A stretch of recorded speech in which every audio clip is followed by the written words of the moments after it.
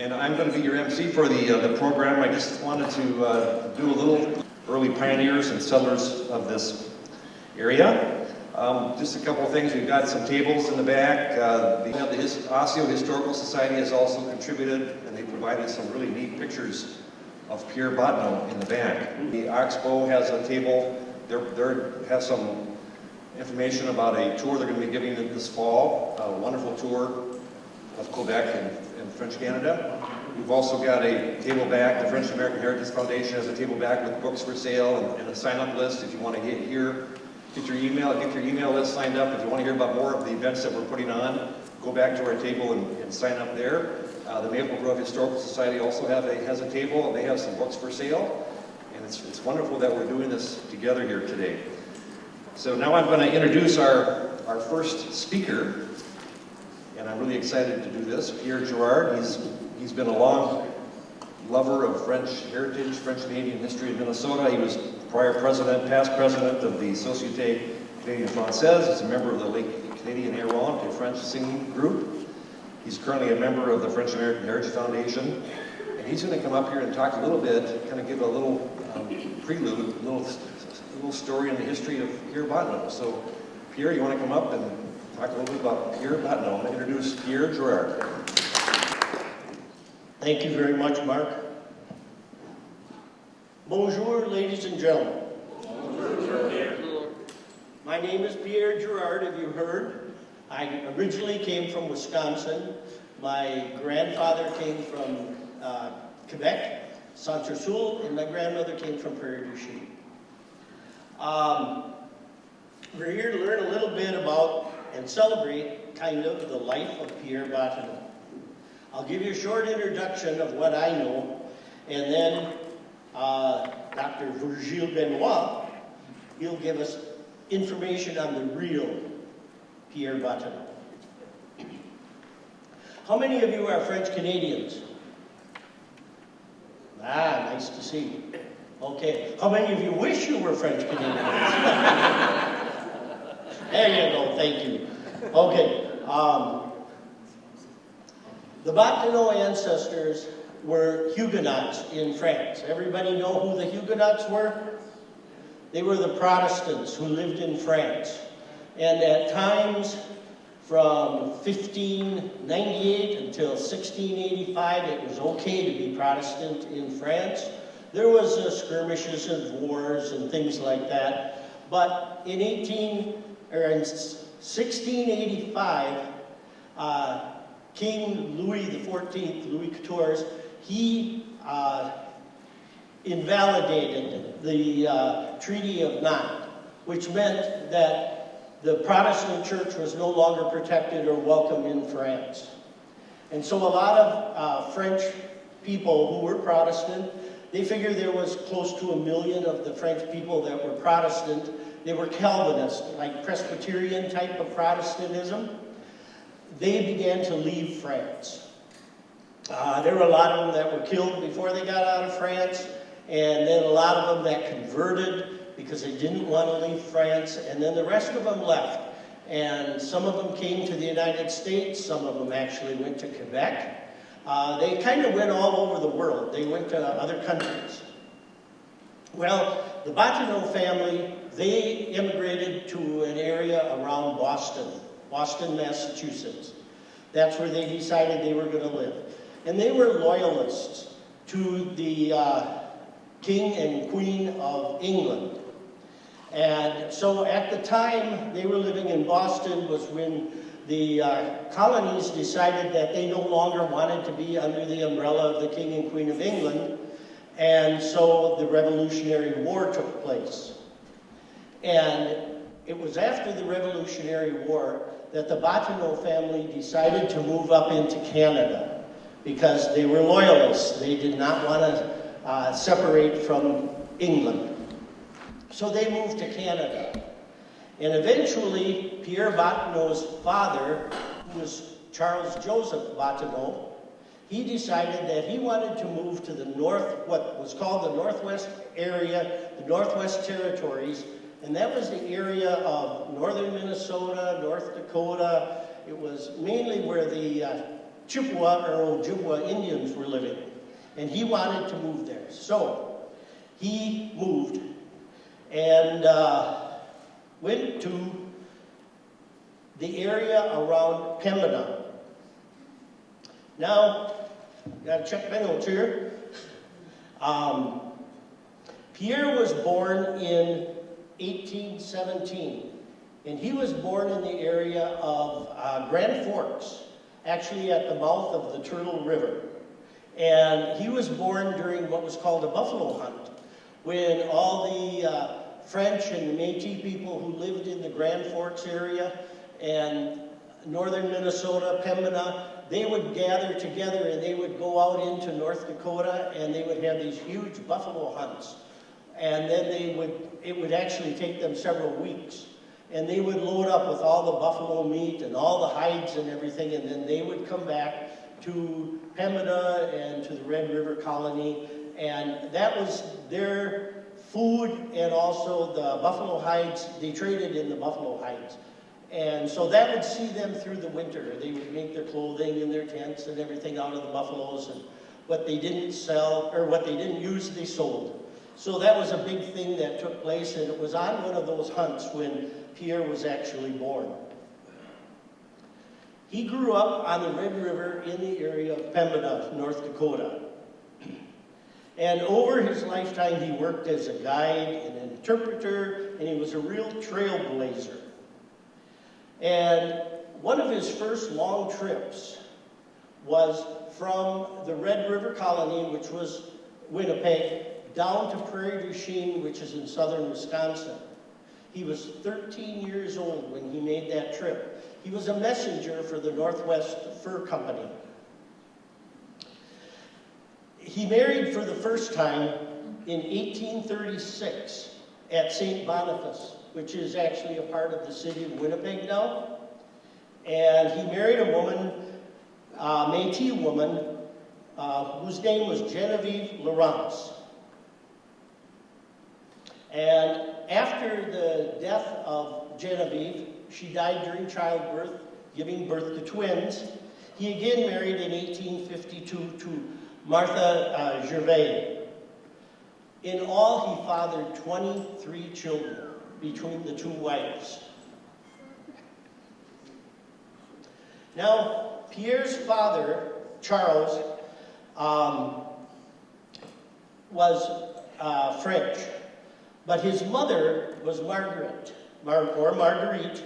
and she was the daughter of a Sioux warrior who had been captured by the Ojibwa. And so this Sioux warrior was adopted by the Ojibwa tribe and lived with them, and then his mother was an Ojibwa woman. So Pierre's mother was full-blooded Indian.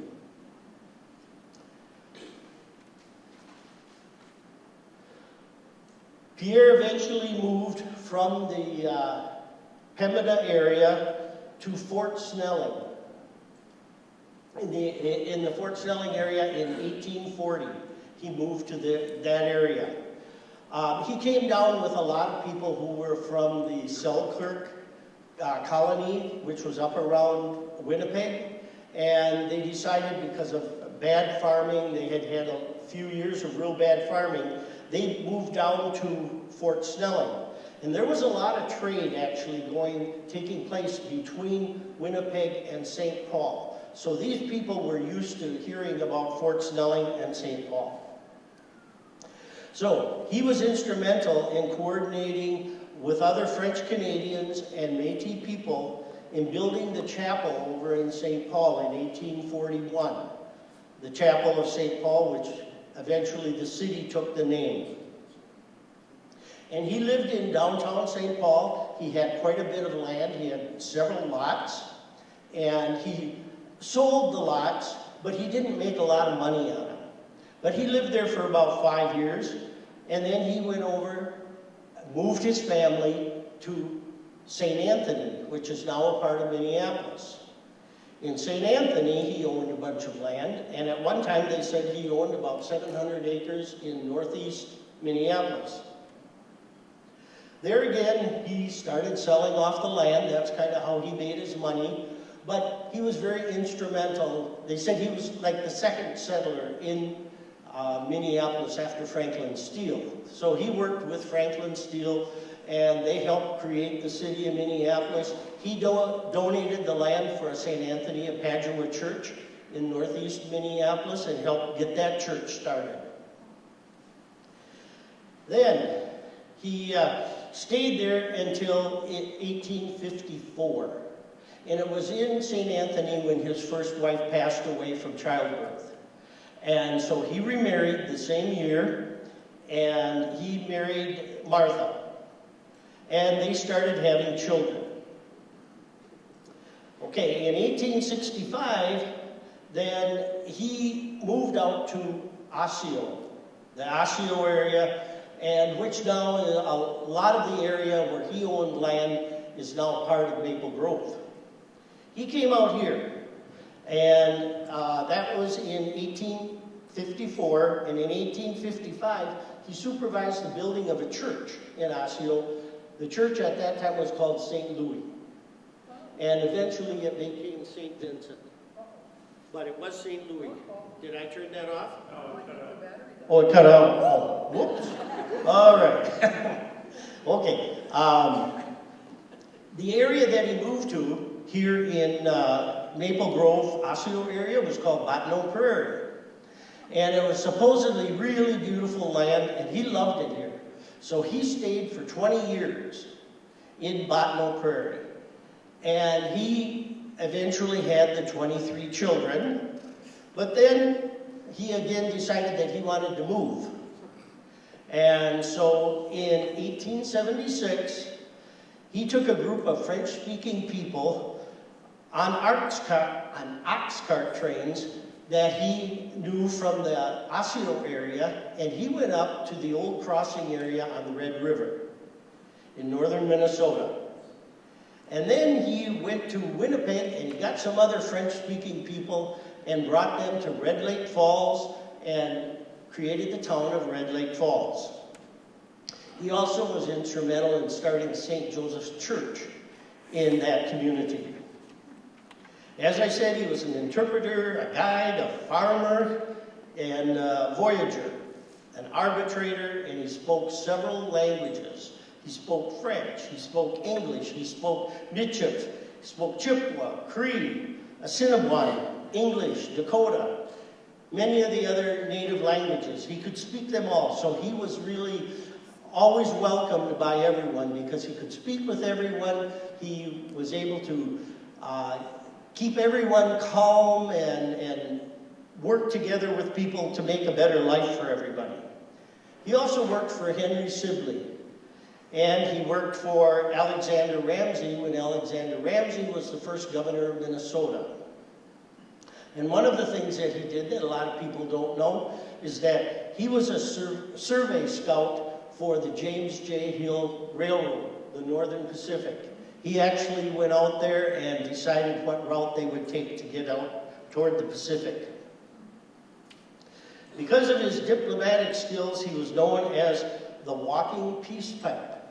And that's because he could speak to anybody. He could calm any situation that needed calming. In 1854, when he was here at Osseo, he built the first wood-frame house here in Maple Grove. And that house is now up in the Elm Creek Park Reserve, the original house from 1854. It went through a lot of different lives of its own. It was a storehouse, it was a granary, it was all other things, but now it's been restored, and it is his house, and it's actually in very good condition. And when he lived in this area, he also was a founder of what was called Orono Village, which was up at Elk River. He bought an inn in Elk River, he built a house in Elk River, he built a new inn in Elk River, and that was started in 1849 until he left the area here. But he enjoyed going out creating cities and working with people, and so he actually, in addition to Elk River, was instrumental in creating Breckenridge, Minnesota, Wahpeton, North Dakota. He died at the age of 78 in 1895, and that was at Red Lake Falls, Minnesota. He's remembered and honored with namesakes like Bottineau, North Dakota, Bottineau County, Bottineau Library in Minneapolis, Bottineau Park in Minneapolis, Bottineau Boulevard, Highway 81. And so a eulogy in the Minneapolis Journal said about Pierre Bottineau, he was one of the last ones of that long line of hardy pioneers which the French had given to America. Thank you.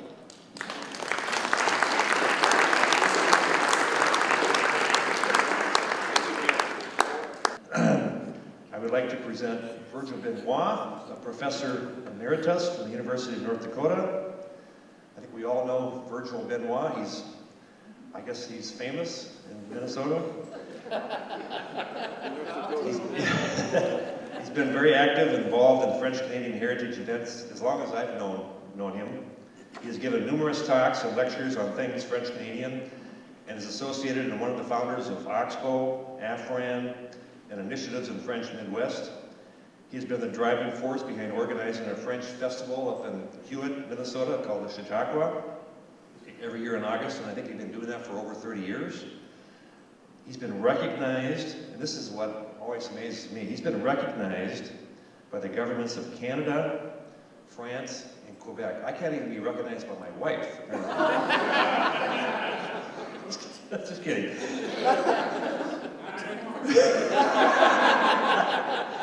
He holds such honors as Les Palmes Académiques, L'Ordre de Francophone d'Amérique, La Médaille de Conseil de la Vie Française d'Amérique, and John Tremblay is going to tell me that I didn't pronounce these names right. We'll talk. And the Teacher of the Year Award in Minnesota in 2000 from the American Association of Teachers in French. Today, Virgil is going to give a presentation on finding the real Bottineau. Ladies and gentlemen, Virgil Benoit.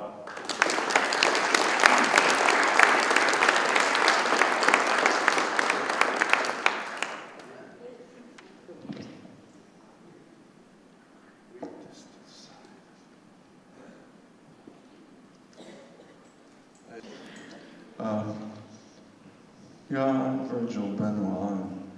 I'm extremely cautious to speak before a group. I could say, before I thank some of you, that I have spoken to a lot of groups in the past. Was identified by the superintendent of education in North Dakota at a teachers' meeting in Bismarck. I think it was 1982 or something like that. And he leaned over from the next table where he was, and he says, "Why don't you portray Pierre Bottineau?" No, I said, "All right, if you want me to do it." He said, "The teachers would enjoy it very much." And so I ended up doing that for the North Dakota State Historical Society. I think, however, it's the Historical Society of North Dakota. It's the Minnesota Historical Society. But it's the Historical Society of North Dakota. There's quite a difference there if you think about it. I won't get into that. I want to thank a few people right away. First of all, the people of the parish of St. Joseph the Worker. When I met the two parish priests who seem to be significant here, I didn't meet the many, many others who are also significant. I was very pleased to let them know that anybody with such a facility as this should be doing a lot of good in the community. I want to thank the Maple Grove Historical Preservation Society. I've met a few of you today, and thank you. The French American Heritage Foundation of Minnesota, and thank you, Mark, and all the members of that association and members of the board of directors who are here. I want to thank especially Michelle Royce and Doug Royce, who are here from Fargo, representing the Louisville Foundation at Old Crossing, also known as the Oxbow. I want to thank Nanette McCann and Deborah McCann for the endless information they have sent me on Bottineau over the years. And thank you, Pierre, for saying everything. You've made my task almost impossible. I want to thank some close friends of mine, John Tremblay and Bob Dietrich. They're over here on the table to my right, and there are many other friends who'll excuse me if I don't name you as well. But if you are interested in going out to supper after it is time to do such, please contact John Tremblay, who's at the table here. I know some people are going out to a restaurant which has been chosen already. It's not very far from here. Everyone is welcome to do that, but please contact John. You may want to call the restaurant. On April 27th, just a few weeks from now, the Oxbow will host writer Charles Sierraki, who is from Hugo, Minnesota, but he was a professor of English literature throughout his career. He comes now from Charleston, South Carolina, and he'll deliver a talk on a topic that interests me, and I know it interests many of you. Because as follow-up to the question that Pierre gave, we could ask another question. How many of you have mixed ethnic spouses, or your marriages of a mixed ethnic makeup? And I'll bet you most of you would raise your hands. And I'm really happy that Charles and I, and he's taken me along on some of this informative process of examining his own family background as a dual ethnic union.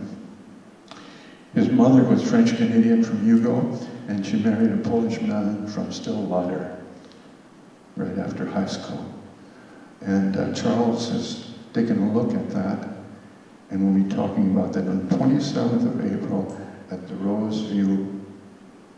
Lakeview, at the Lakeview Library. Shoreview, thank you. The Shoreview Library, which is a wonderful, beautiful place, and we've met there several times already over the last 2 years. Today, I'm going to read the first part of my presentation, simply because I think it's a way for you to get to know me a little bit, and I think you should know a little bit about how I got to where I am with this material. And so I'm going to read you something that I wrote in 1988 after a visit with one of the persons in Red Lake Falls.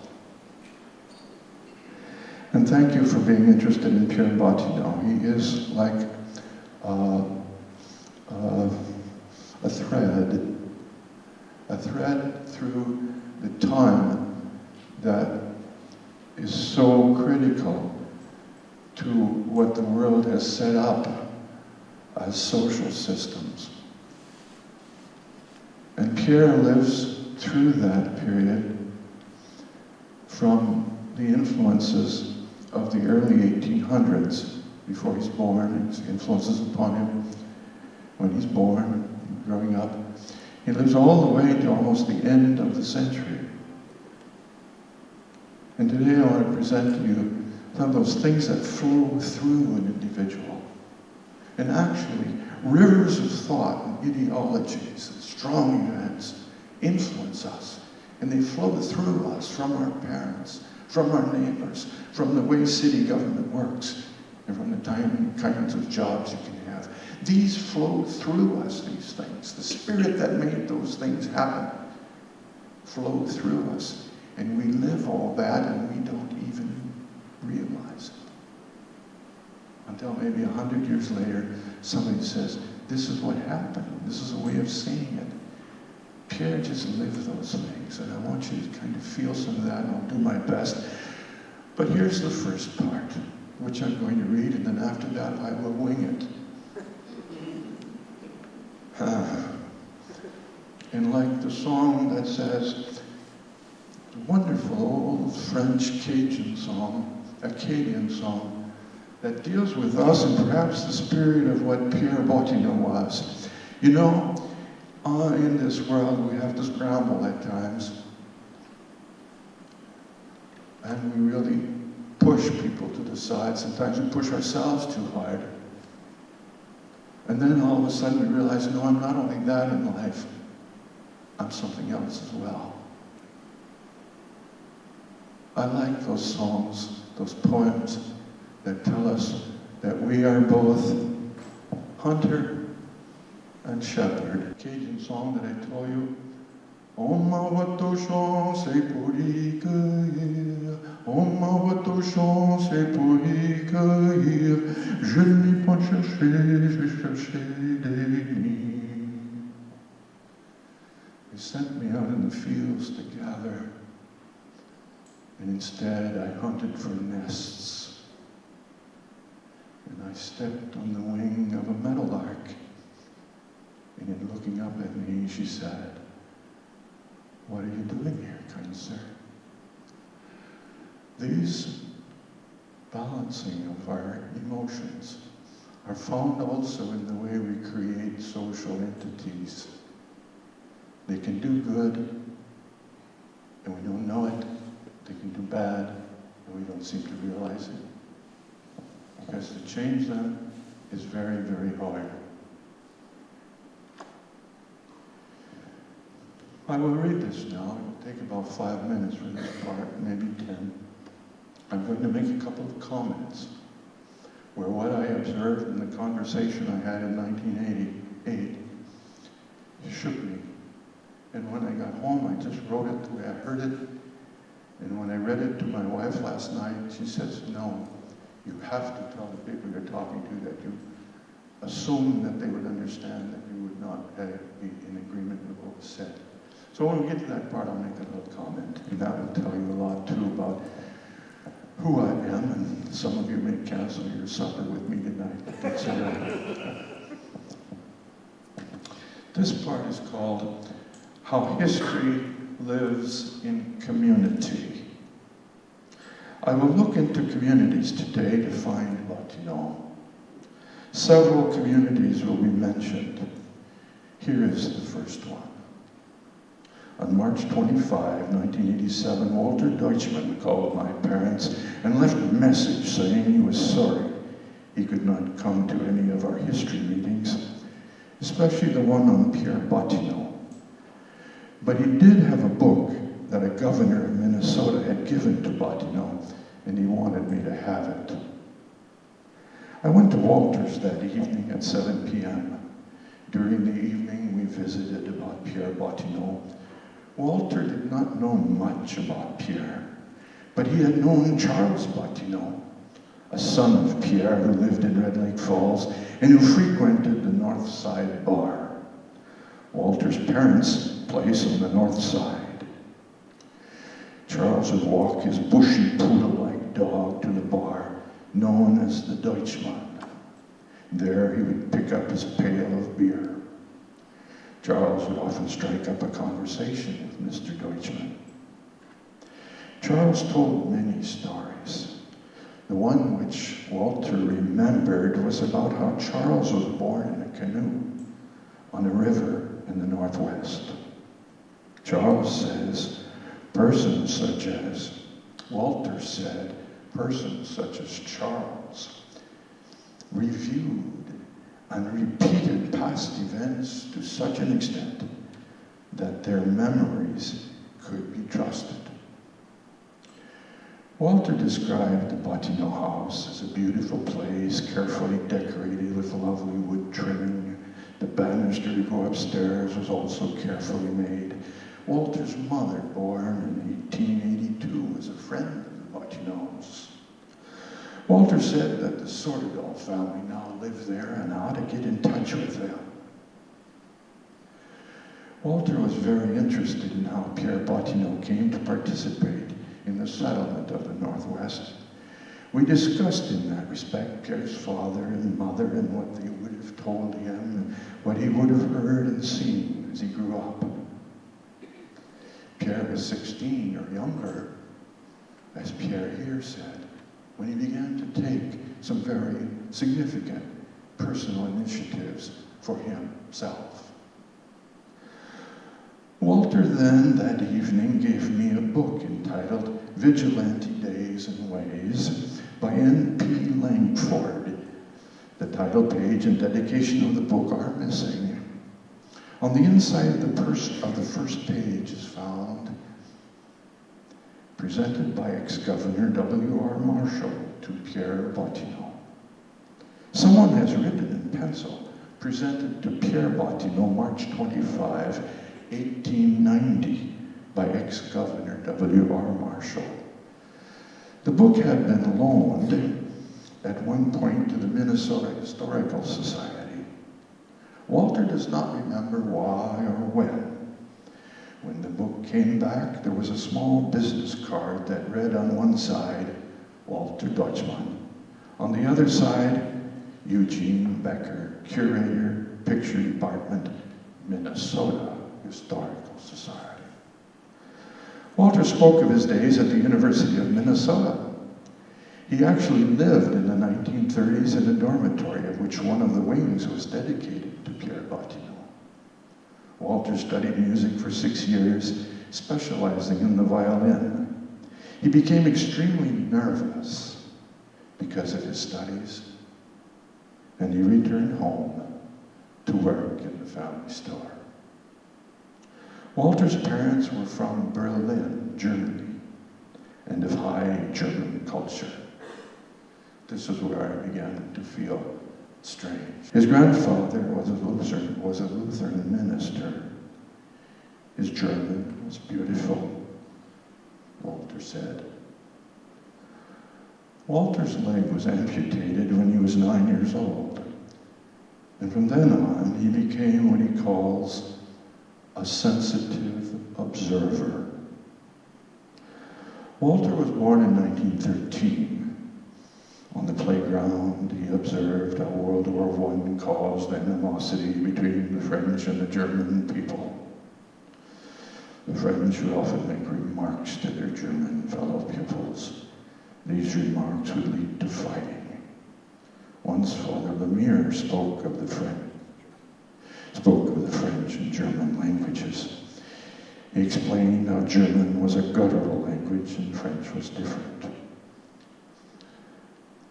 Father Lemire understood, according to Walter, the German people and was trusted by them because he had gone to St. John's, a school favorably disposed to Germany.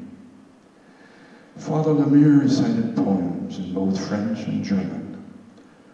Walter has never forgotten how beautiful he thought the French language was at that time. He asked me to read some poems he had on the covers of 2 records he had.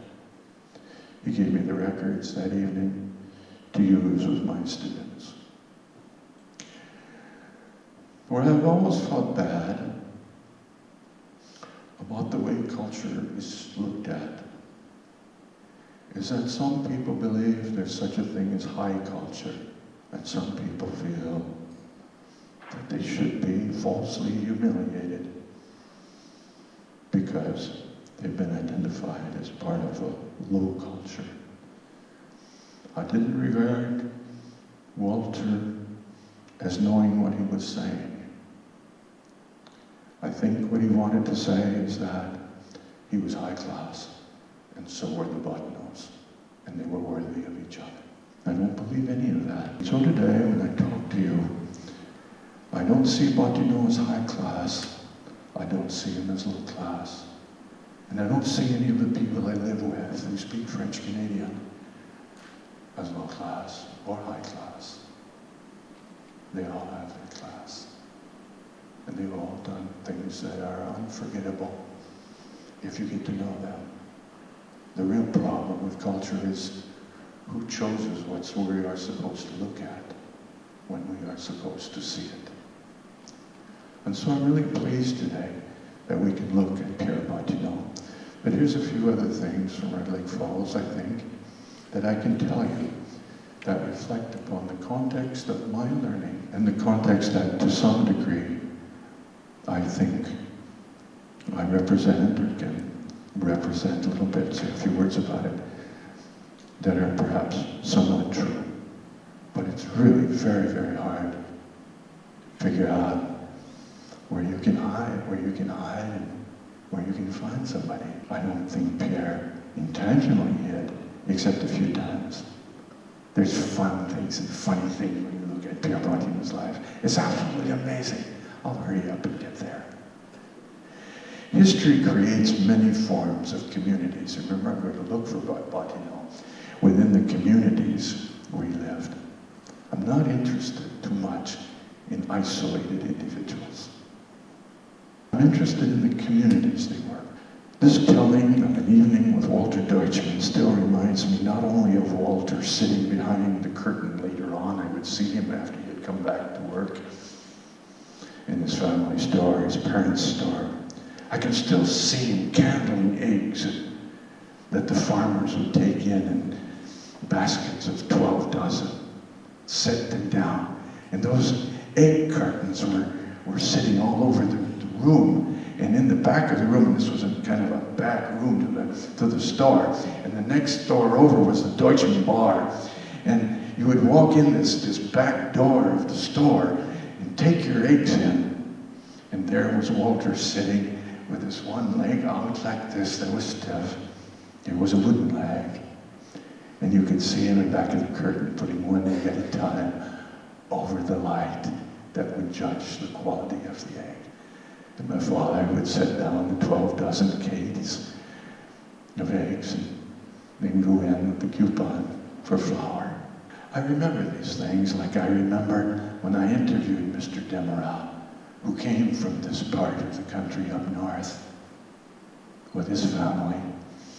In about 1880, he went up there. The Bottineaus had already been there for 4 or 5 years. They were fairly well established by then. Nice home. And down below a high bank, if you look from the shore of the Clearwater River up to where the Bottineau house was located in Red Lake Falls, you had about 50 to 60 feet there of bank. And down below ran the Clearwater River. It's a lovely river. It's clear, it's slow, it's cool. And that evening when the Demerau's arrived and I asked the son, the oldest son, do you know who took them in the colony? Because we're all called colonies up there. There were a lot of colonies. I'll tell you about some of them. But there was the colony of Red Lake Falls, where the Bottineaus were, like a capital of all the little communities around. I said, how were they received? What did the people do? He said, all I know is that the Bottineaus took them in for the first supper, and it was of sturgeon from the river. The sturgeon, if you stood them up once you caught them, would be from here down to the ground. Pierre, during his entire life, connected people to community, whether it was people from St. Paul back up to Red Lake Falls, from Winnipeg down here. Whether it was the crew of 10 guys who go to Breckenridge. I'm going to pick out just a couple of episodes in a few minutes and tell you about them as if they were typical.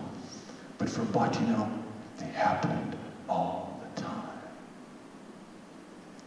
I could have come dressed as Pierre Bottineau because in the mid-1980s, after I had been commissioned to tell these stories about Bottineau, I counted one time as best I could for all the contracts I had with the state of North Dakota Historical Society was over 320 talks. People were coming back and they were getting bored of me and I of them, and finally one of them said, well, why don't we go out?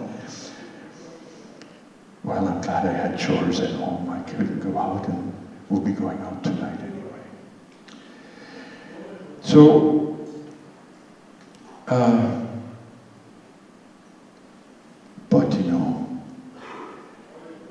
Bottineau, you see, Bottineau in Red Lake Falls is about 8 miles from Old Crossing.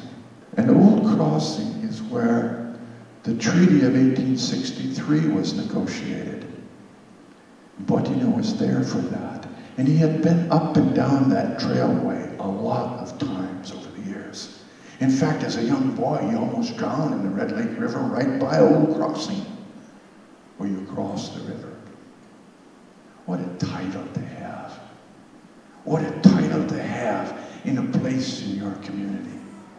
Where on one side, you had the wilderness people from off of the prairie. The wilderness people from off of the prairie coming down, crossing that river to St. Paul with the trade goods on the ox carts. 500 pounds per ox cart.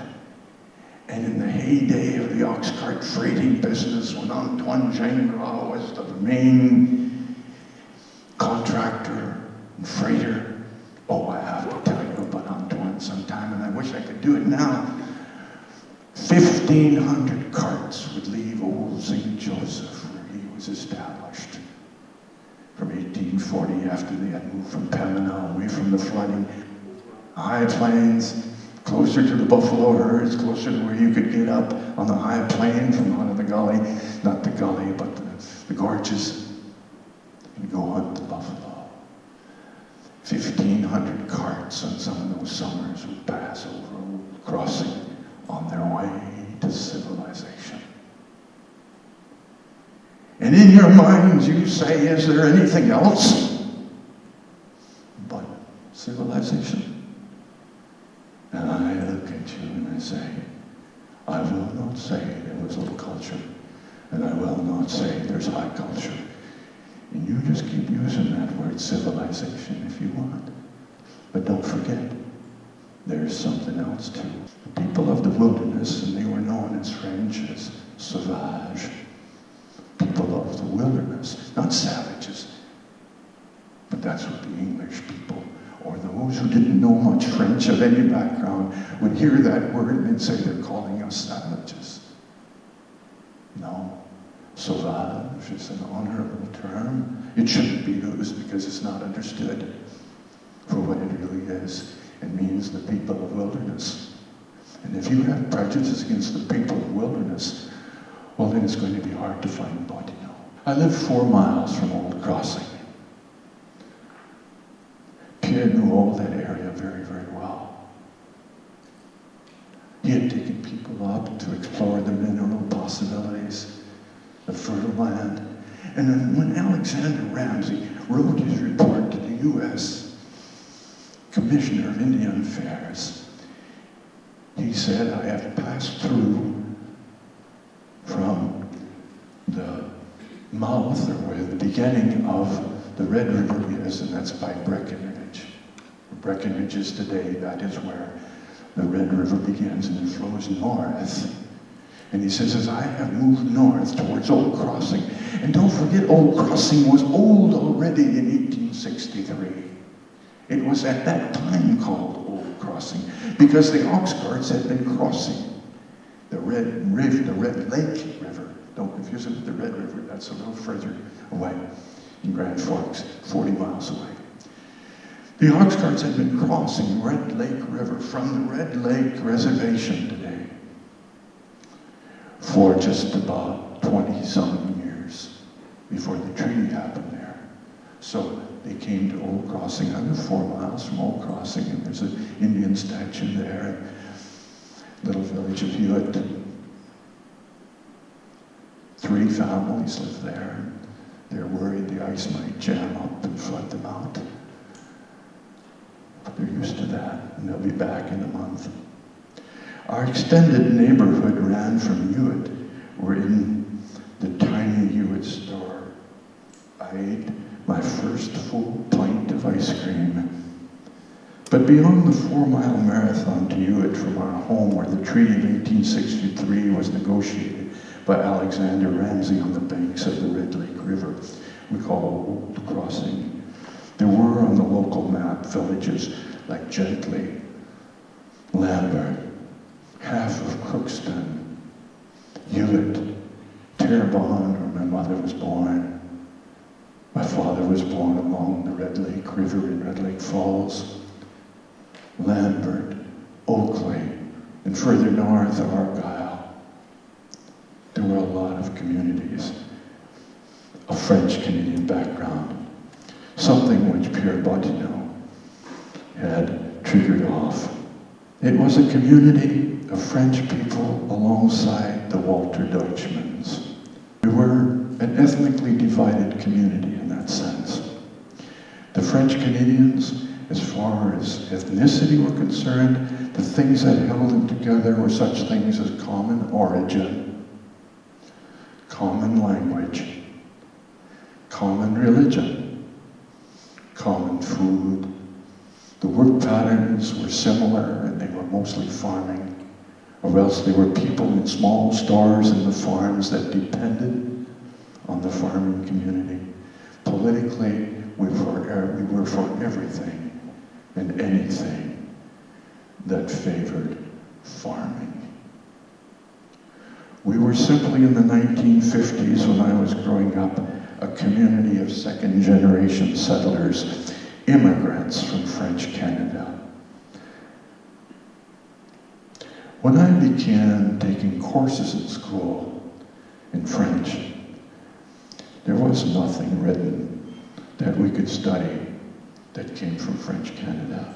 And for many years, as I studied French, I tried to figure out, where does "je" come from? Now, there were words that I never saw on the page and never heard the teacher say.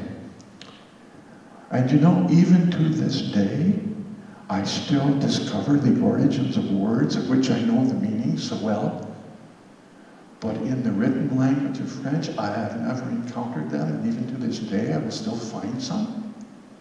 But I have to read literature from the 16th and 17th centuries to discover that. Now, am I to call some of the greatest writers that we have ever recognized as inferior because they wrote like my parents spoke? And so I would ask, where does our beginning begin? Because we're on the map here, but I don't see that we're on what we call the canon in the academic system. Well, I don't want to belabor that today, but it was a bit of a struggle for me to find myself in academia. So the first thing I did once I got out of graduate school, I wrote a history of the parish and community of Gently, Minnesota. The bishop wrote to me at that time, and he said, my gosh, the people are really happy here that they kind of know more about where they're from.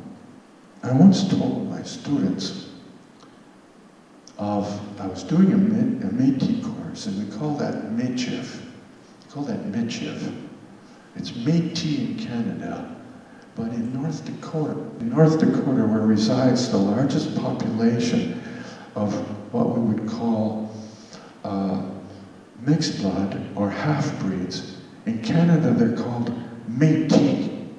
And when you use the word Métis, you are saying, like, I am Canadien. I'm of old stock Canadian. And in the United States, then, the largest concentration of Métis, which was pronounced earlier in time as Michif, that location is in North Dakota. I'd love to take you on a trip there sometime. I was just there a couple of weeks ago to the center of the Michif community, but it's no longer called Michif community. It's a Chippewa reservation in which there's a lot of culture called the Michif culture. The food, the origin of the fathers is the same as among the French Canadians where I live. Now, I once told a group of students who were of Michif and Lakota background. It was in one of my last courses, and I said to them, they were always trying to find themselves along with the readings we would do. I mean, who am I? And they would always go back to the past and say, well, grandparents did this, and I remember such and such. And it was all out in the countryside where they had grown up. I got tired of the seeking and probing, and yet they would never really tell me what their grandparents had told them, what they had learned. They didn't seem connected. And they'd use all these terms that were qualifiers for the things we are in a civilized society. Like we would call them colonized. They went to school in my language because theirs was not of such a quality or of such a standing that you would be really educated if you went to school in their language. I knew they had all lost their language. Many of you know what that means to lose a language. None of them could speak anything of their languages. And so when I looked at them and I said, "You're not civilized," they were shocked. They had been told that before. And they wanted me to explain what I meant. And I said, "You are from another cultural organization whereby people lived socially, progressed, and survived a lot longer than, or just as long as, any group calling itself civilized has lived." I spoke quickly that day because one of the big fellows in the second row, right in the middle, when I said, "You're not civilized," slapped the other one on the side and he said, "I told you how they feel." I said, "I'll tell you what I'm thinking. You go back home now, and with your elders, you ask them what they called the organization, the social organization in which they, and you tell me back here and give me an affidavit that it was true that you heard it if they used the word civilization." Well, they didn't. And 3 readings later in the following assignments, they began to see some Indian words for what it means to live, or what it meant to live in an organized society. Don't forget the power of the words.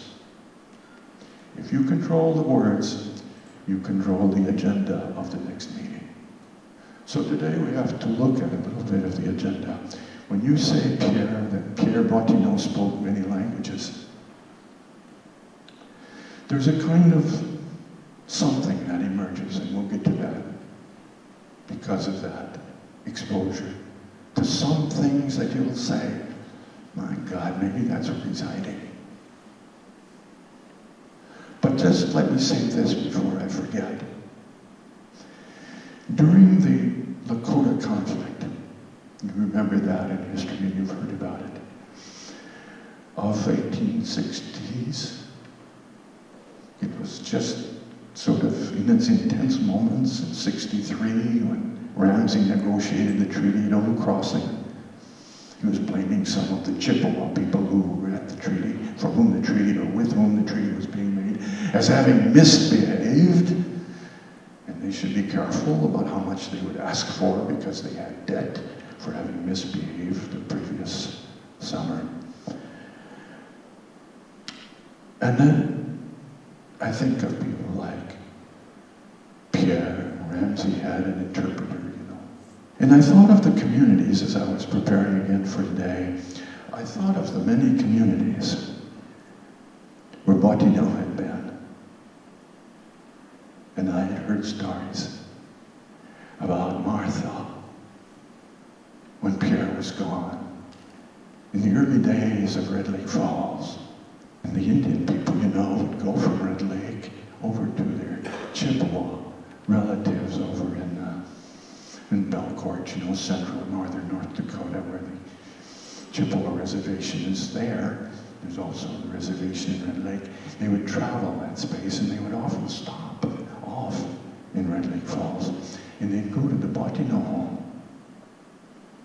And they'd just walk right through, according to the stories, they'd come in, walk right through and take what they needed to eat, you know. And Martha would be quite alarmed, you know, didn't know what it would lead to. And Pierre would always say, "Don't worry about it. They know I'm here. They know this is where I live. And if we have something, it has to go. If they're hungry, that's the way it would go." But if you look at the communities that were really hurt, physically hurt, through violent actions during that conflict, you'll say, I don't know what it's due to. There's a bit of a mystery when you do people's stories. But Osseo was never touched. And they came by. Pierre wasn't there at the time. And some people in Osseo who like to make legends say, it's because they know Pierre lives there. Well, I'm glad we haven't gone so far in making our legends that we all have Pierre Bottineau winter caps in our closets. Because you know, with the people who look at Bottineau, and they would write about him and who he was, some called him the Kit Carson of the West, some the Daniel Boone, some the, who else? There was a story about, was it Daniel Boone, that was televised when we were kids? And a lot of this stuff that we have that comes to us from our heroes and heroines comes from the 50s. Do you know when Disney had a television program? You know, we were just buying televisions ourselves. I don't know, you people probably all had them for many years, but we were just buying television and stories up there. And I think one of the main stories was about one of these characters. You must remember that. There was a Disney show, and I think it was Singing on the Old Frontier, boom, ba-da-dum, boom, boom. It had its theme song, and the guy wore this coonskin cap. Do you know that when that program was going and it was on television, that Disney sold 5,000 coonskin caps every day? And maybe it went on for 3 years. I should have brought, I was sorry, I was halfway here, and I said, darn, I forgot to bring my Bottineau cap. There's no way we would have sold 5,000 of those in any period of time. And I'm really glad because we didn't make that kind of a hero. He was not a Kit Carson. He was not a Daniel Boone. There were a few other ones in there too. And I think one of the elements in all of that is that he wasn't purely an American hero. We've got that Canadian element up there floating around. And if you know, when script was given out, subsequent to the treaties, you had to be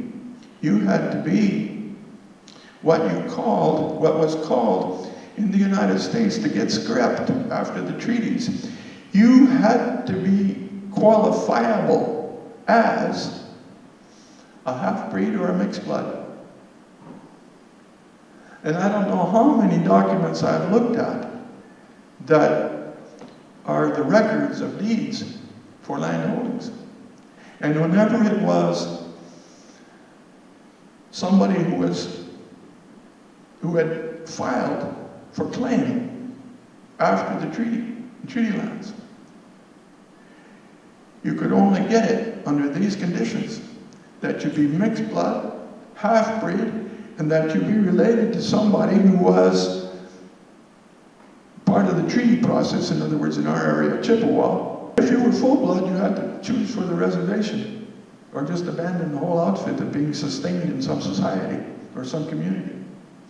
But if you could claim you were half-breed or Chippewa, then you could decide where you wanted to go, because you were, and this is in the deed, a civilized person. The others were not. They were people of the wilderness. In French, we'd say sauvage. Don't use those terms. They're out of date. And people, you've got to lecture for half an hour for somebody to get that. It hurts people in the meanwhile, so we've just got to abandon that word. And so, I don't know where the point was, but the Bottinau's got a lot of land eventually.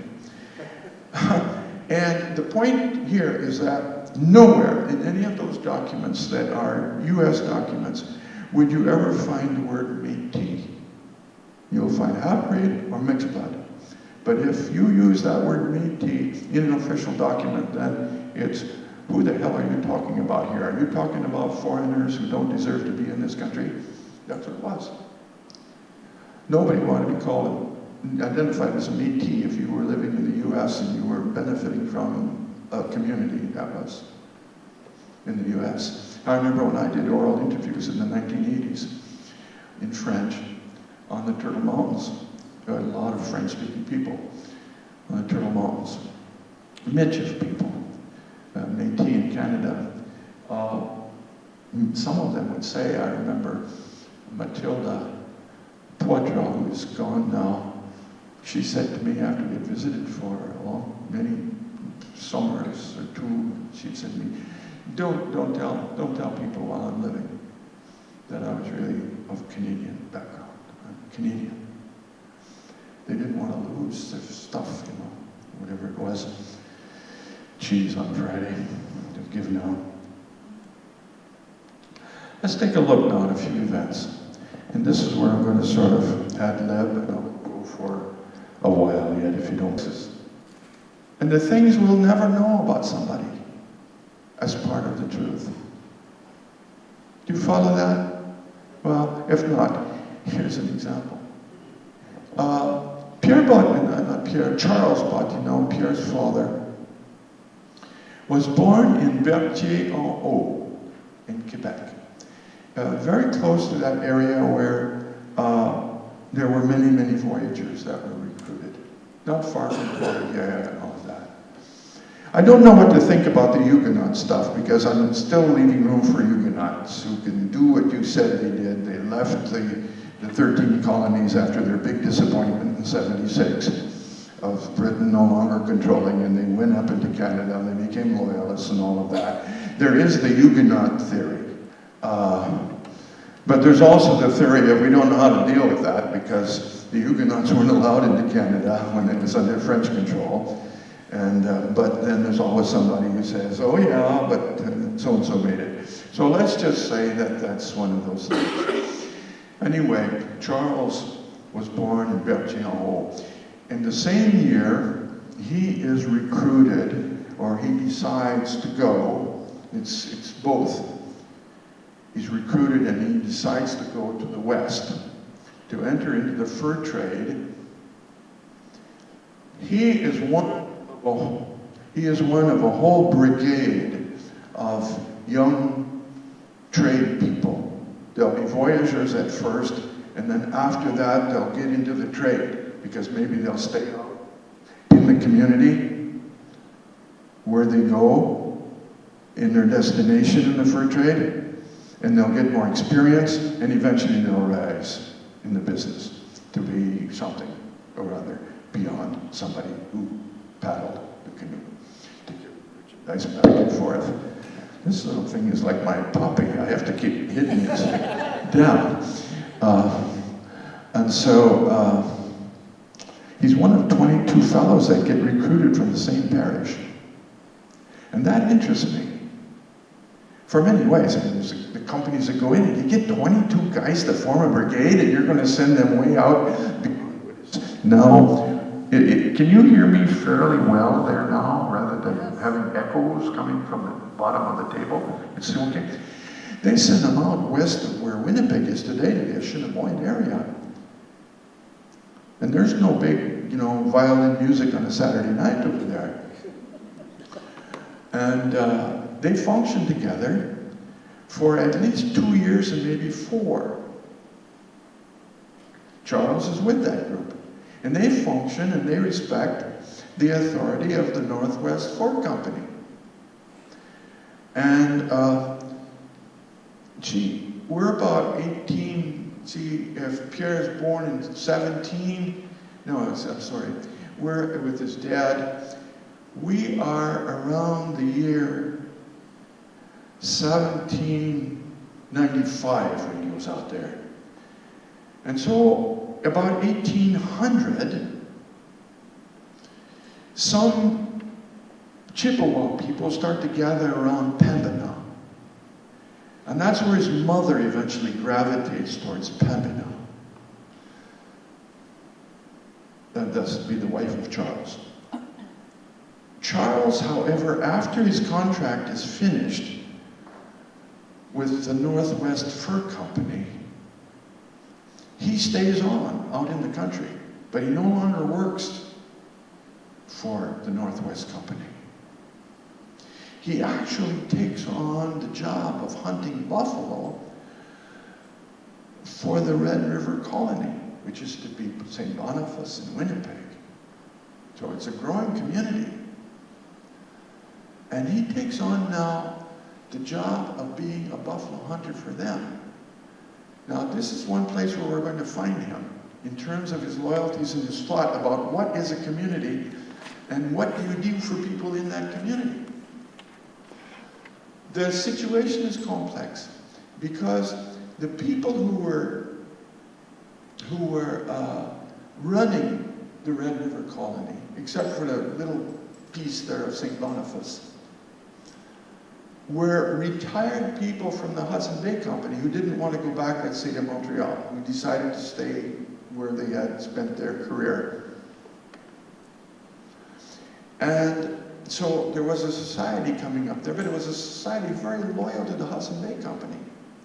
Now, in 1805, I think it is, Selkirk, whom Pierre mentioned, Lord Selkirk, from Scotland, approaches the Hudson Bay Company, which is an old company in that area. It was established in 1670s. So it's already been going for 100 years, it's been trading with the native peoples up there. And now this younger company, the Northwest Company, comes from Montreal, not from the north part of the country, the Hudson Bay, and then down. It has to bring in its merchandise in the summer when it's all thawed out up there with ships. The Hudson Bay would bring in its company, and the native peoples would travel up. Take them all summer to get their trade goods back and forth. When the Northwest Company gets formed, it's formed by Scottish people, rich people in Montreal, who settled into Montreal after the fall of the French Empire in North America. And that empire fell in 1776. So by the 1790s, when the Northwest Company, fur trading company, is formed, there are Scottish people living in Montreal who have come there because they've got money and they're going to invest, and they've got some security because they're investing in the British Empire, or in the territory controlled by the British Empire. So, it's kind of contradictory. So is the Hudson Bay Company British outfit. But these other folks are going to give some competition to some cousins. And what they do is they send canoes loaded with merchandise from Montreal out to the west. And that makes them little delivery boys. You want a pizza? You don't have to come and get it, just call in. And that was like service, I'll tell you, compared to spending the summer walking up to the Hudson Bay. Well, that put a real binding on the business of the Hudson Bay. And everybody who was paddling those canoes was a French Canadian. If somebody who owned the outfit, they're sitting in the middle of the canoe, looking around, taking pictures. Well, I'm sorry, well, anyway, with their eyes. And the other guys are paddling like mad, and you know all about that, don't you? Oh, you should. And so Charles is one of those fellows. And what is interesting now, when he goes to hunt buffalo for the colony of Red River, he's hunting buffalo now for the competitor of the old company he just finished working for. Well, put that one on whatever scoreboard you got for community service. You say, not loyal to his employer? The father of Pierre? What is this about? Well, I'll tell you what it's about, I think. Remember how much what we hear and what we see can influence us or anybody else? The people who had come from Scotland, that Lord Selkirk had taken over, they were to protect the Hudson Bay interests down in the area where the Northwest Company people had moved in. To get their goods over to Grand Portage, they had to go up in an area, get into the rivers, take the rivers, continue, and they were in Hudson Bay territory, where these Scottish people, Yorkneys, had come in, and they were to defend and defend, the business of the Hudson Bay Company. And so they'd, grab a canoe every now and then when they could, merchandise. And the Northwest guys got tired of that. And in 1816, they said, look, you do that to us, let's have a scrimmage. And it was going to be with rifles. And all right, we'll show up. And the Métis met them there with their rifles and their ponies. And there was no way. There was no way. Look, I'm not for rifles and guns, and even Tim is not for ponies anymore after being thrown in service of the country, almost into a coma by a horse.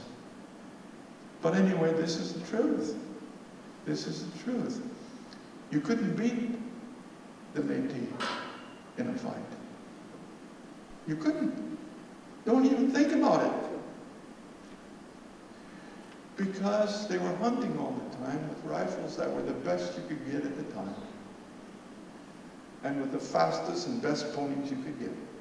Because they were at the heart of a center of something that had been happening for a long time.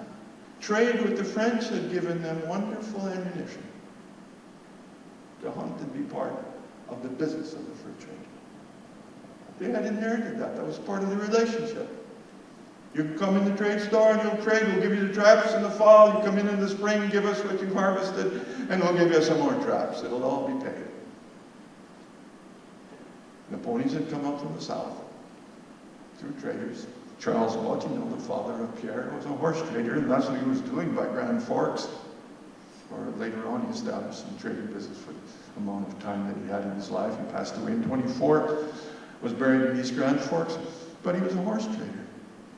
And you could not beat the Métis because they had access to the best equipment you could possibly get. I'm sure those guys would kill a prairie dog, from here to the door over there with the rifles. You couldn't beat them. You would just forget it. And so they swept in a place called,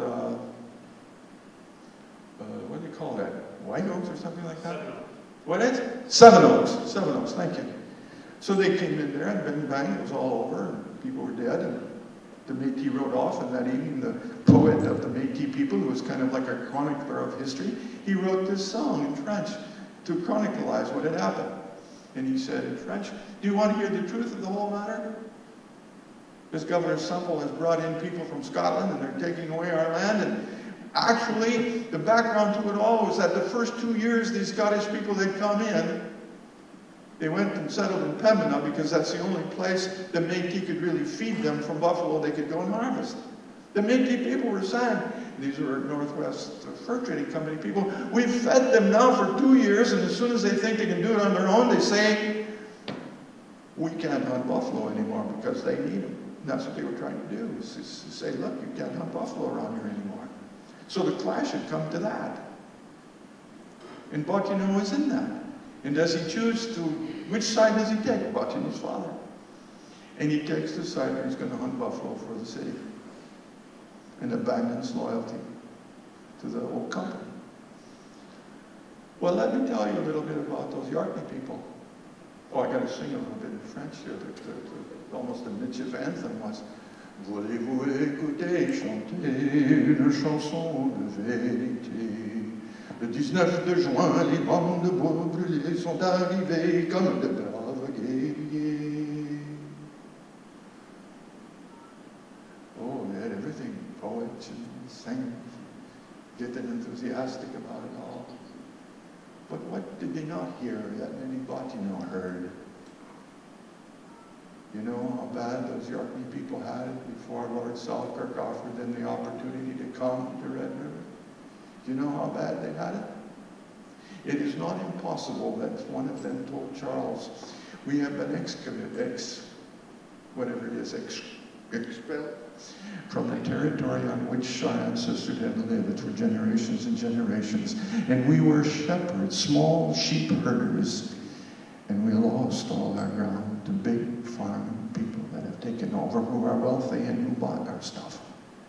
And we were removed. And we have lived now on the shores of lakes and seaside. So long that we have to either choose between suffering, starving, or leaving. Some of them had gone so far as to pierce the main veins on their horses that they had yet, and drink the blood without the horse dying, so that they could survive another day, another week. That's what Charles could have heard. Charles was one of the best hunters. He must have been really good, because in spite of what you would call misbehaving, I don't know what we call that, it's kind of funny in the word right now, but in spite of her conduct, that's odd. Why would he betray the old company and go for these fellows, for newcomers? He did. It wasn't too long after Pierre was born. See, Pierre was born in 1817. His father passed away in 1824.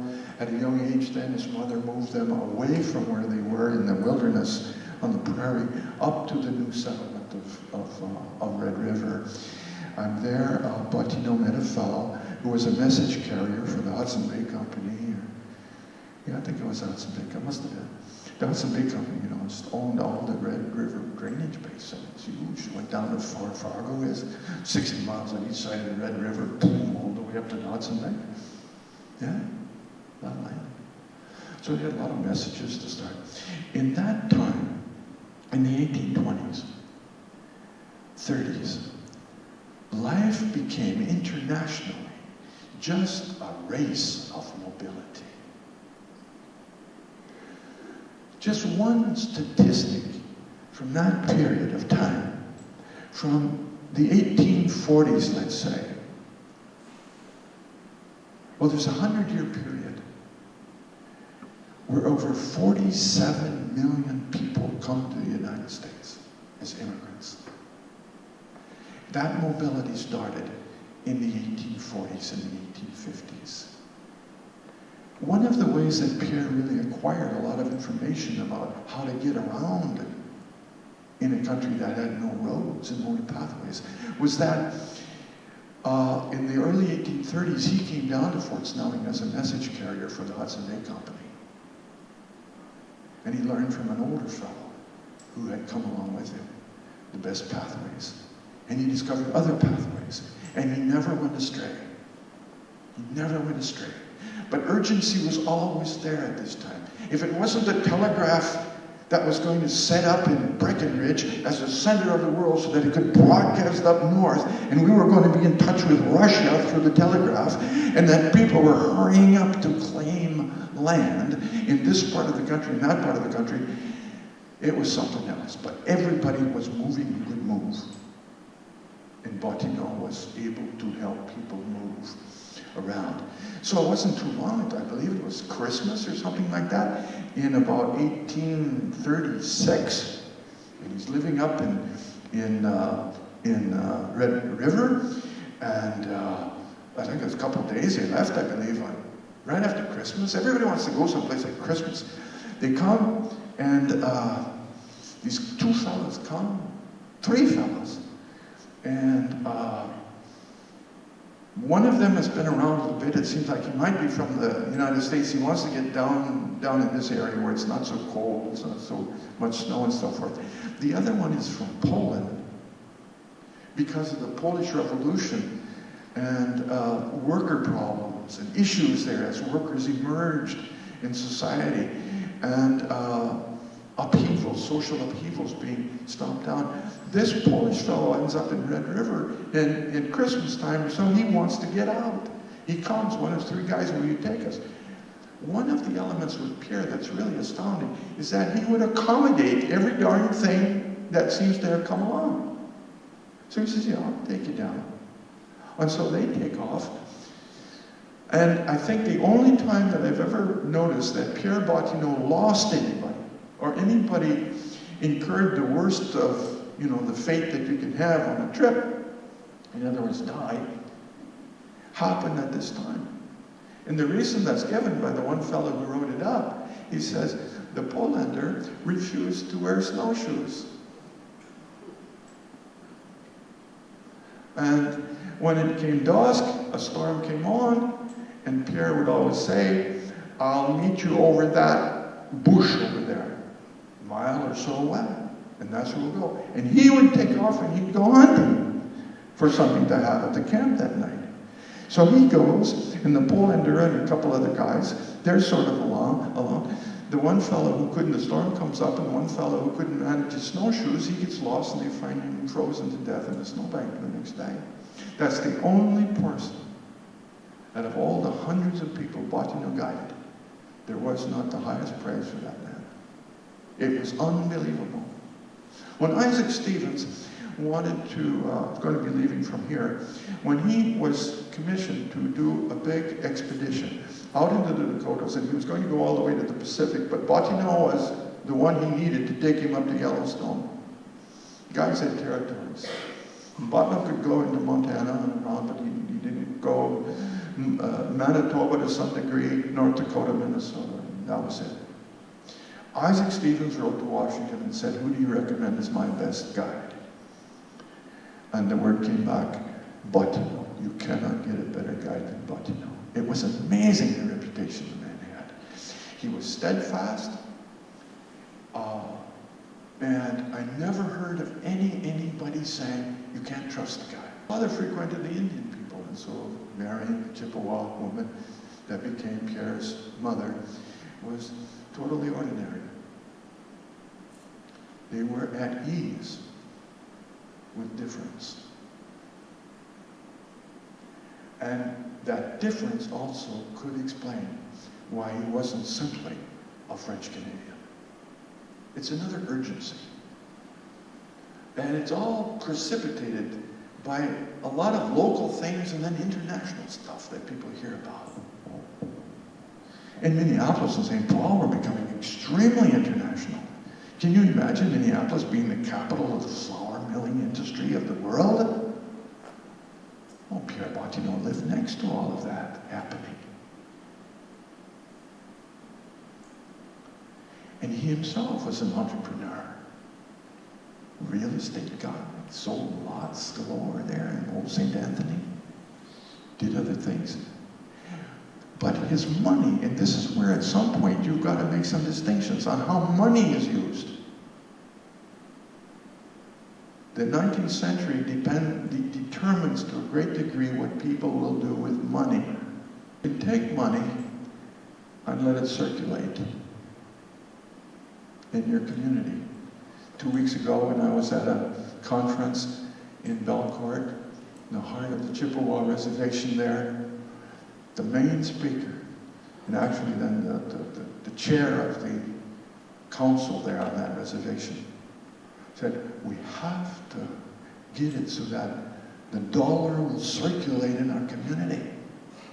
You cannot have it that it come here and then it ends up in some place in the world where you don't know where it is and you don't know how you can benefit from it.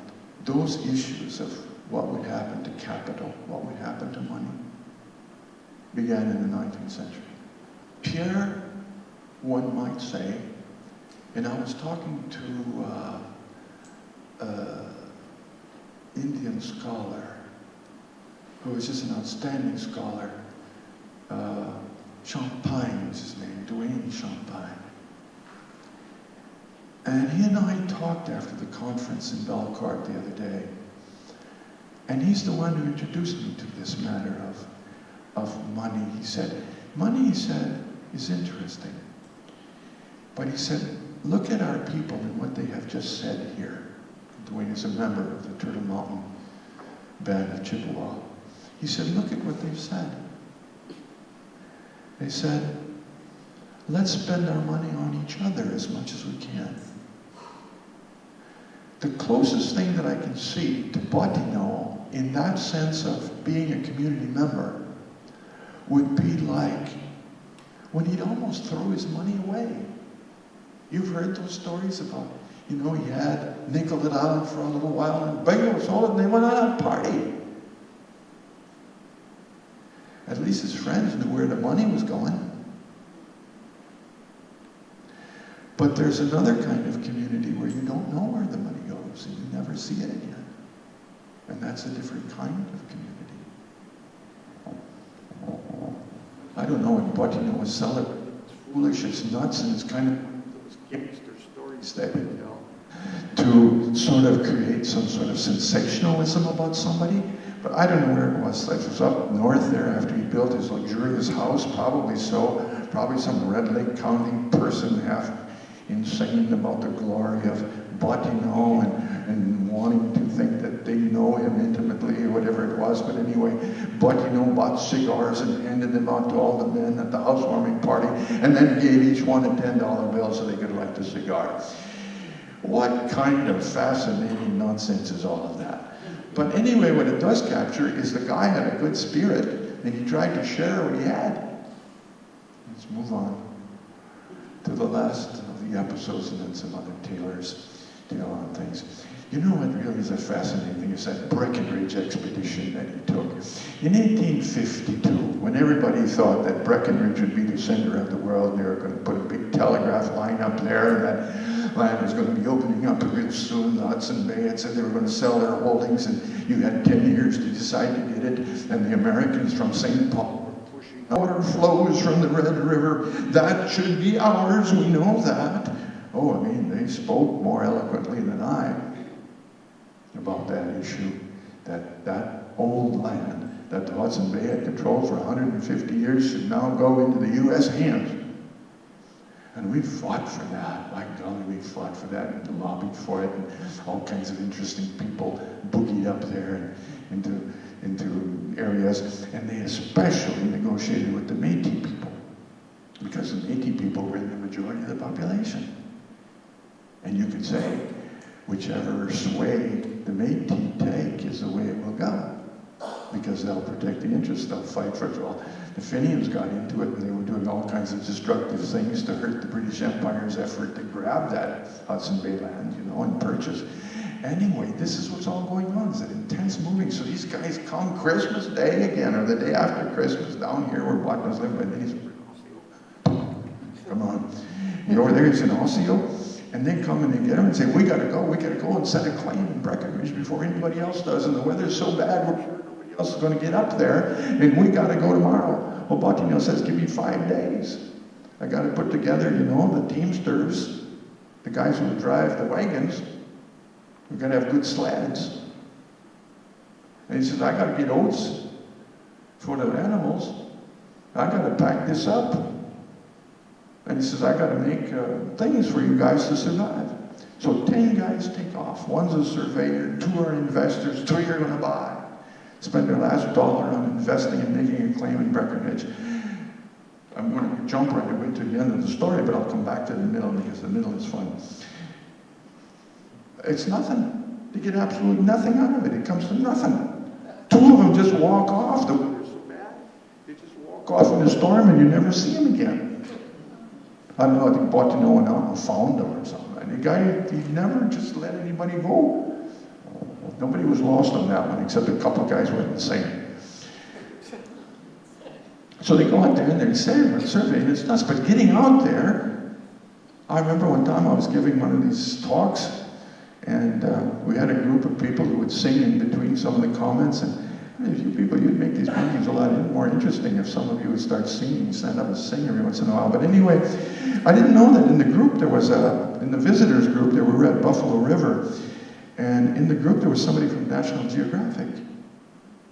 And when I started to say that expedition to Breckinridge was so hard on the men and the animals that as the oxen moved through the snow, and that one was in April. I don't know what the wagon in April. Anyway, there was a crust on the snow that had formed. And the snow was about 1 foot deep, except where there were drifts. And as they walked, they started to make severe cuts on their legs. And the teamsters, along with Bottineau, were trying to wrap those legs all the time.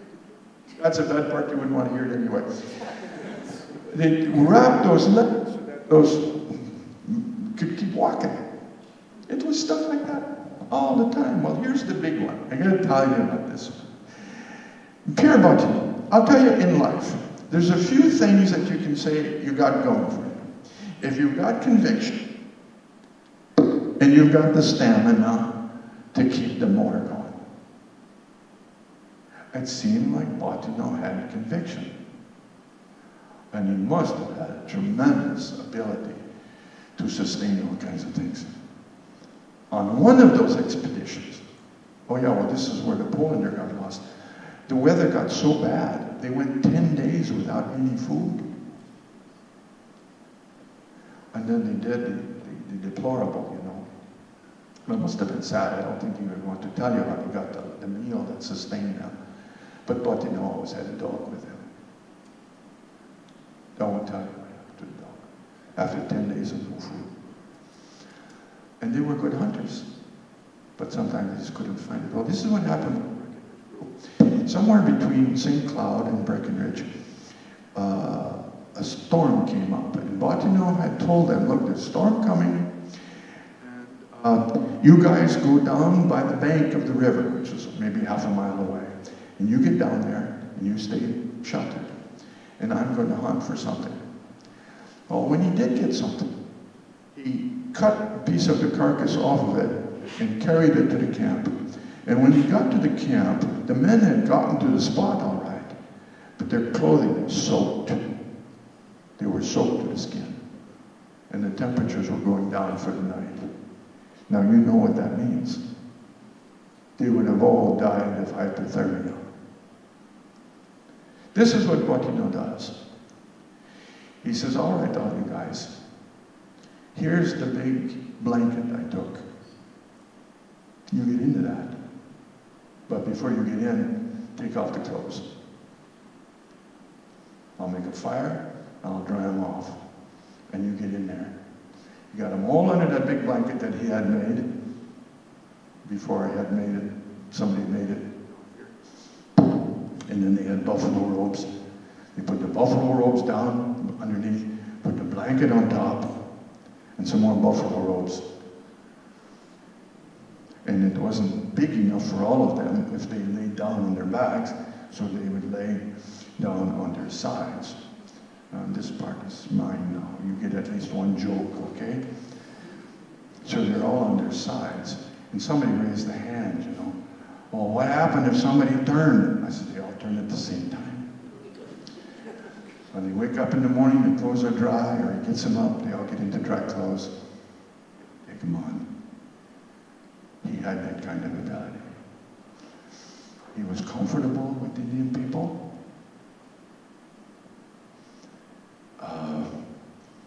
He spoke the languages. He did not like the people we called the Sioux. And that must be because they clashed with the Métis. Bottineau really went along with the Métis. At one point, he was very much in favor of what Antoine Gingras had, the big freighting guy, you know, with the ox carts. Antoine Gingras absolutely wanted a treaty so that he could send his ox carts up and down the trail without being stopped by the Chippewa, who said, you're crossing our land now, please give us something for it, you know. They wanted that to stop. And Bottineau was for the treaties. And so some people have written to me after they've heard me talk, or before they heard me talk, or see some of the stuff we've written, and they say, I don't know why you're in favor of Bottineau, what he did. He wanted that treaty up there at Oak Crossing, and it wasn't favorable to the Indian people. Why are you for that? Don't you understand?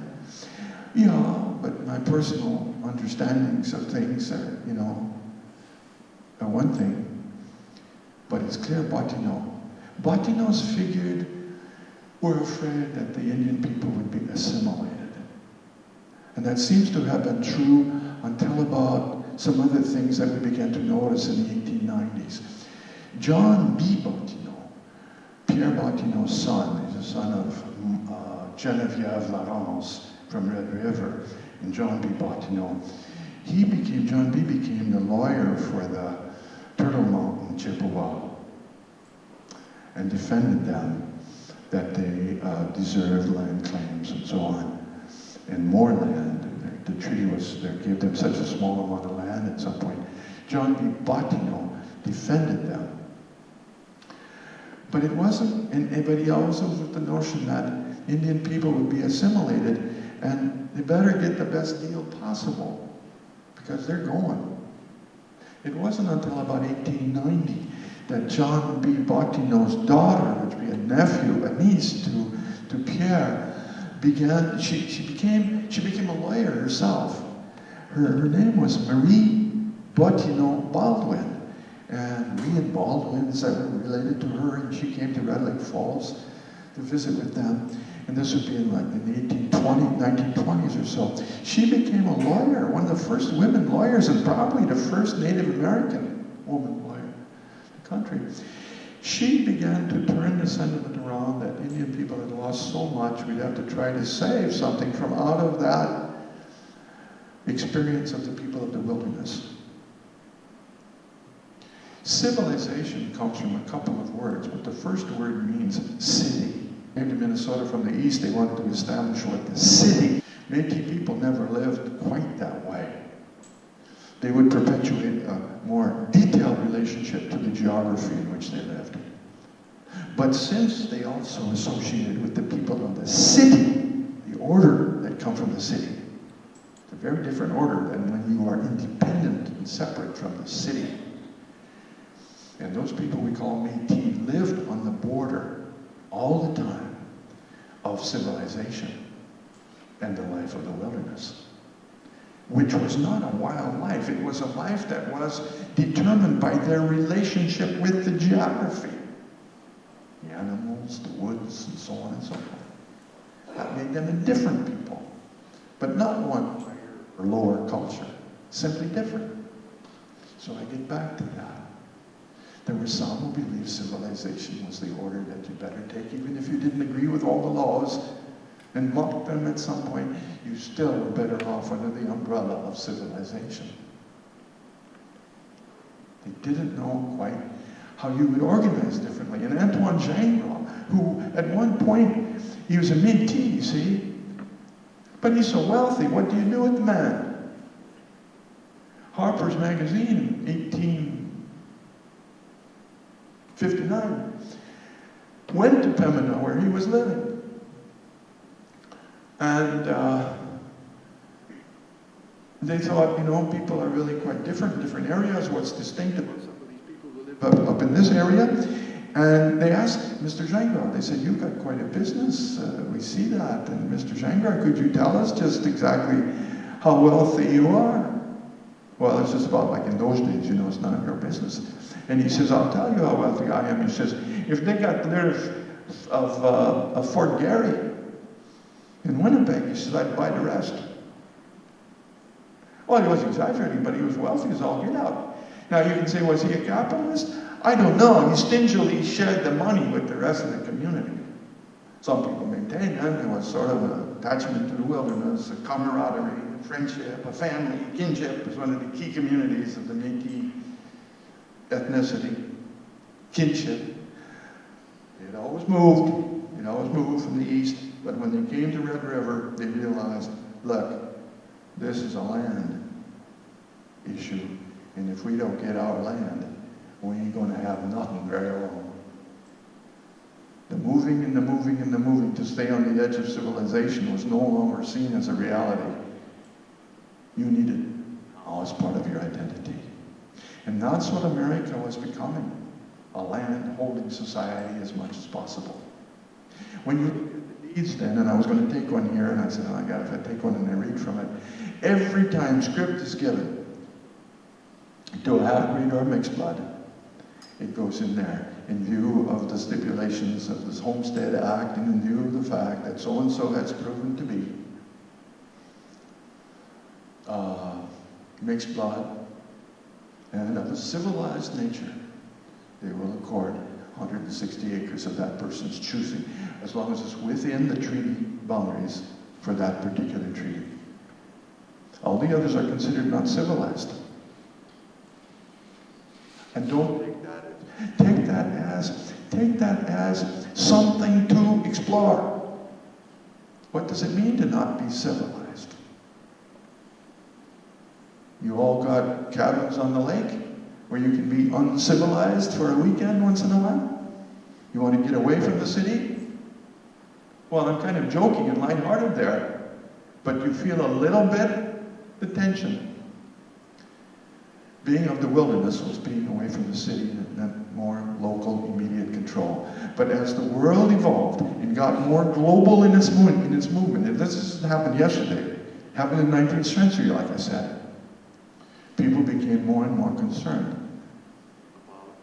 about the orders under which we could function successfully. And civilization took on quite a force. But examine the life of the alternative. And remember this, in Minnesota, the Treaty of 1863, one of the last ones, not the last one, but one of the last ones, in 40 years, from the 20s to the 90s, well, that's 70 years, Minnesota went from a civilization of the wilderness, where the air and the water and the soil had a very different relationship to the human beings. In Minnesota, in 70 years, went from a wilderness culture to a culture of civilization. Don't be forgetting about what it meant to be of a wilderness. Because here are some of the words we're now taking back from the treaty. By the way, the transcription of the Treaty of 1863 is wonderful. You've got most of, and maybe all of, what Ramsey said to the Indian chiefs and what the Indian chiefs said back in the negotiation. You're not going to get a high price for your land because you say, we believe that the land is sacred and nobody should own it. Look, Ramsey has heard that now several times already. He's a negotiator for the U.S. government. Tell him some more, okay? He's heard that one. He knows, he looks at you in the face and he's saying, thanks, oh, they're just pulling me off because they want a little more money than I'm offering. And I'll show you, I'm going to give you less. Oh, we didn't have any choice. So don't glorify the fact that this was a big, significant debate. It was significant, but Ellen, we didn't buy it from the Creator. Basically, that's the argument. And by then, the Homestead Act has come in 1862. Jefferson's policy was that there's nothing that can make you happier than to own some land. And that was the reasoning of our civilization. It's based on property. And until very recently, we used to think the air was, part of the Creator's. And you couldn't at least sue anybody in regards to the air. But let me breathe bad air for a year in my company, that puts me to weld in the corner, and I breathe all the gas and I get bad lungs, I'll sue you because of bad air. So even that now has become a domain to where humans have it under control. But there was a time in the life of the wilderness where there was a different relationship to the world. And now we begin to see, and a lot of people have seen that in the past, don't want to be too arrogant about wilderness or about civilization. When some of our ancestors claimed that they were married according to the way in the country, and then 2 years later the priest would come by and he'd say, oh yeah, we were Catholics, we're that, bless us. This was called mariage à la façon du pays, and that was meant by this is a wilderness marriage. We don't have access to big fancy churches and bishops and priests and all that. We're just living out here. And that was the counterbalance. And then I want to read to you now a couple of other things which are going to send you home with all kinds of thoughts. In his report to William P. Dole, Commissioner of Indian Affairs, Washington, D.C., Alexander made the following statement at the very end of his report. I omitted to mention in this proper place place, in its proper place, that after the treaty was signed, a written request was prepared by the chiefs of Pembina that the sum of $25,000 be appropriated for the Pembina half-breeds. These were Métis people who could not, he calls them half-breeds here, he will never mention the word Métis. He says half-breeds, in intention to appeal that they be given a little money, because as Métis they weren't going to be given anything. The Pembina half-breeds, that the sum of $25,000 be appropriated for the Pembina half-breeds who had not succeeded in engrafting on the treaty the provisions for their benefit, which they had desired, and that of this $5,000 be granted to Pierre Bottineau as a token of their esteem and in return for the obligations which he had placed them under by past services. All these people were getting committed because of little sliding that they would make for traps, guarding, and all of a sudden they got to pay up. And they're selling all their land, which they thought they couldn't even sell. At some point they say, no, it's not for sale, I can't sell that. Well, they have to give in too. I once asked my students, go home and find out if there's a word for selling land. I still want to go to Red Lake and work with the elders to see if they know there's a word for selling land in Ojibwe. You know, you have a different relationship to it. I'm not saying which is one of the best, but I'm here to put on the table some things for your thoughts. So Bottineau gets 5,000 acres from that. And I have something here. Here's a quote from Charles Bottineau. Oh yeah, Charles Boat Crossing. Somebody else had convened the people from Red Lake to come over. And this is what is in the transcriptions of the treaty. And they don't say it's Charles Bottineau. They simply say the messenger who was in charge of bringing to furnish subsistence for the Pembina Indians on their way to the treaty ground, gave as his excuse for bringing such a large number of uninvited guests, now he's talking about the Métis from Pembina, that the Pembina Indians are completely under the control of their half-breed relatives and could not have been induced to come unless accompanied by the latter. So Charles Bottineau, the brother to Pierre, is saying, I brought so many Métis people who were not invited. Alexander Ramsay once said, if only those of you who were invited to this treaty had come, there'd be about 100 people here, and that would be doable. I've got meat, I brought cattle that we can kill for 100 people. I brought enough tobacco so that you can practice your religion. Everything he says that he has, he says he did it for them. But having this many people there, about 1,500 total, it turns out to be 1,200, I guess. He says, I never had, you guys weren't invited. But the messenger then, Charles Bottineau, says, hey, look, come on, this is the reality. Up in Pembina, the half-breeds, Métis, are far in the majority. And if it hadn't been for them relating to these Chippewa people over all these years, the Chippewa would now be absorbed into something else. Because these fellows had fought for them. They're the warriors. In this group from Pembina, is the brother to Pierre's mother, who was living with Pierre and who lived in Osseo with Pierre by a family. Her brother is called Red Bear, and he moved from the Rainy River area there where the Chippewa were. Most of them were on Red Lake, but they were scattered. It was before the treaty.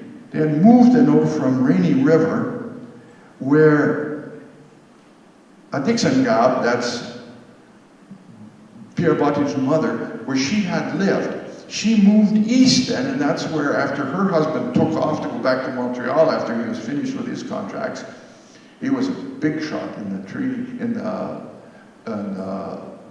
Northwest Fur Company. When he left, she moved over then to Pembina, and that's where she met Charles Bottineau.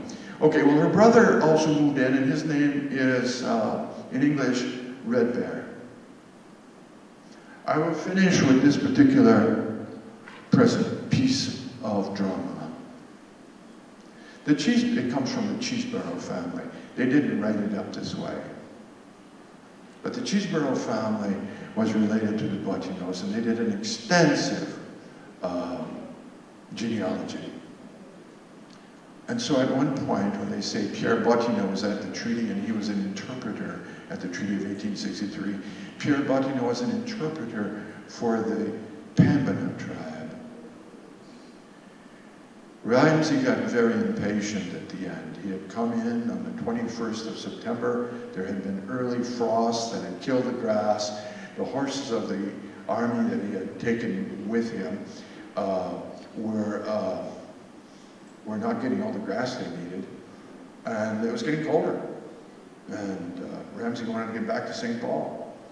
So on the 2nd, I believe, of October, he told, let's say, and this is where I'm now working on just making something out of what the Cheeseborough people said, because they considered Pierre Bottineau a big hero of civilization,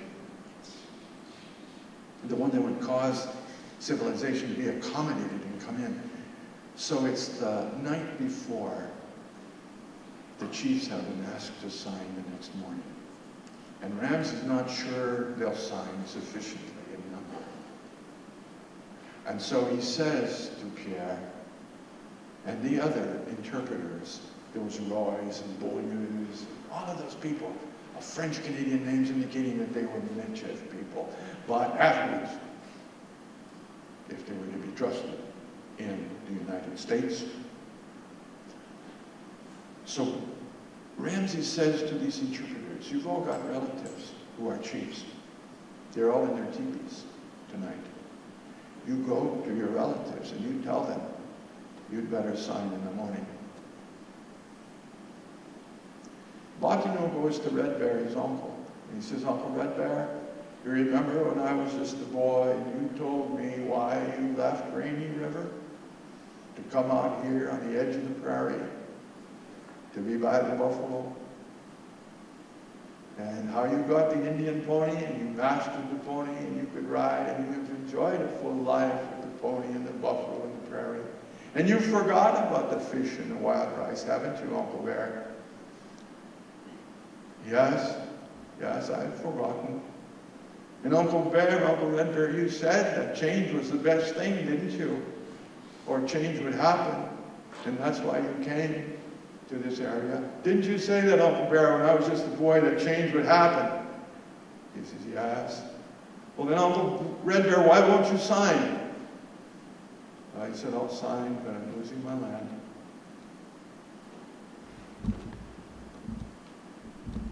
And he signed the next day.